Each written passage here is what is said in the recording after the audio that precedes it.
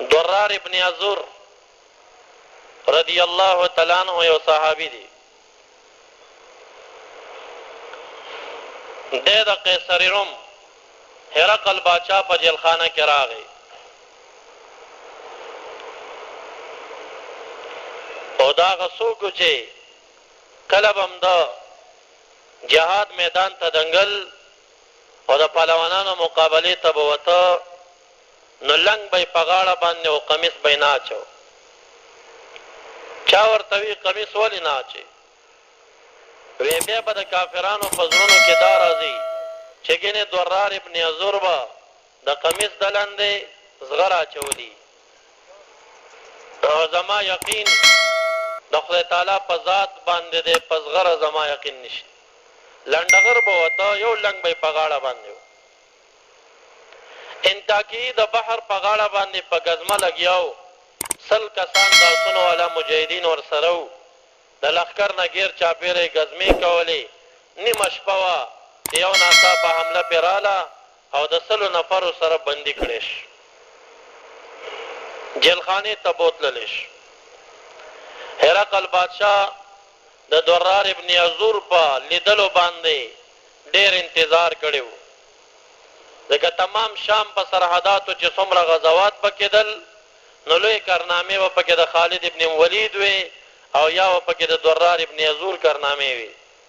نو فوجیان بدلل او بادشاه ته به ویل چې د قد نه ټیټ یو انسان دی، ټیټ دی، قمیص په غاړه نه لري، چې زمونږ څومره نامتو پهلوان مقابلې ته ورشي نو پهلوان یې راته وژلی وي. نو دته چا وویل چې هغه لنډغر پهلوان هم جیلخانه کې دی. وی دا ما ته لږ راولئ چې زه خو یې وګورم چې دا څوک دی چې زما دا فوجیان لوی لوی پهلوانان یې راته وژلي دي. چا ورته ویل بادشاه ډېر روان دی، هغه هسې نه ستا مجلس ته یې راولو زمونږ د وړاندې په تا حمله ونه کړي، تا به مړ کړي.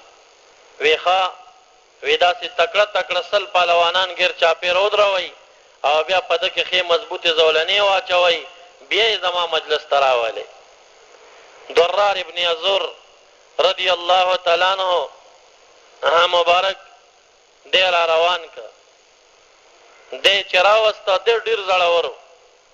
دی دومره زړور و چې کله د محبوب عربي علیه السلام سره بیعت کو مسلمانېده مخکې لاول وخت کې چې بیعت یې کو شاعر و ډېر زیات جراره شاعر و مخې سره به یې شعرونه جوړول. نو په هغه ټیم کې مو ویل چې الهه د یو شخص په لاس کې مې لاس ورکه، خدای زما دا لاس بې ځایه مه بوځې، هسې نه چې دوکه نه شم چې دا به پیغمبر وي که نه به وي. نبی علیه صلات وسلام ورته وخندل، وی خدای تعالی به ستا دا بیعت زما سره دا ناامیده کوي نه، انشاءالله دا به د خیر نه ډک وي، مه خفه کېږه، په دې مسله کې شکونه مه کوه. نو د نبی علیه السلام د وړاندې هم دا جرأت کړی و، ډېر زړور انسان راغی د بادشاه د وړاندې ودرېده. بادشاه ورته داسې د سرو زرو کرسۍ کېښوده، د سرو زرو په کرسۍ باندې دی ناست دی، سرو زرو کرسۍ هغه ته کېښوده چې دی رانږدې شه، زولنې په لاسونو خپو کې دي، د سرو زرو کرسۍ ته یې لته ورکړه، لرې یې وغورځول. بادشاه ورته وایي چې تاسو مسلمانان خو په خپل عزت نه پوهېږئ، مونږ تاسو ته عزت درکوو، د سرو زرو په کرسۍ دې کېنو او تاسو دا په لته وهئ. ضرار ابن عزور رضی الله عنه ورته وایي د سرو زرو استعمال نارینه دپاره یا د سرو زرو په کرسۍ باندې ناسته کول دا زمونږ د مسلمانانو عزت دی، خو په جنت کې په دې دنیا کې د دې ګوته جوړول هم مونږ ته ناروا دي د نارینه دپاره. مونږ ته جایز نه دي چې د سرو زرو په کرسۍ باندې کینو. لندې په قالینه ورته کېناست، وی ستا په زړه باندې څه دي؟ هغه ورته وایي زما په زړه باندې درې خبرې دي. وی یو خبره زما دا ده چې نبی علیه السلام مونږ ته ویلي دي چې بهترین جهاد هغه دی چې د ظالم بادشاه د وړاندې سړی حق خبره وکړي. ته یو جابر او ظالم بادشاه یې، ستا د وړاندې زه دعوت در کومه چې زمونږ اسلامي دین ته راشه، زمونږ دعوت قبول کړي. نو بادشاه د غصې نه وخندل، وې دویمه خبر دې څه ده وې دا خو نشم منلی وې دویمه خبر مې دا ده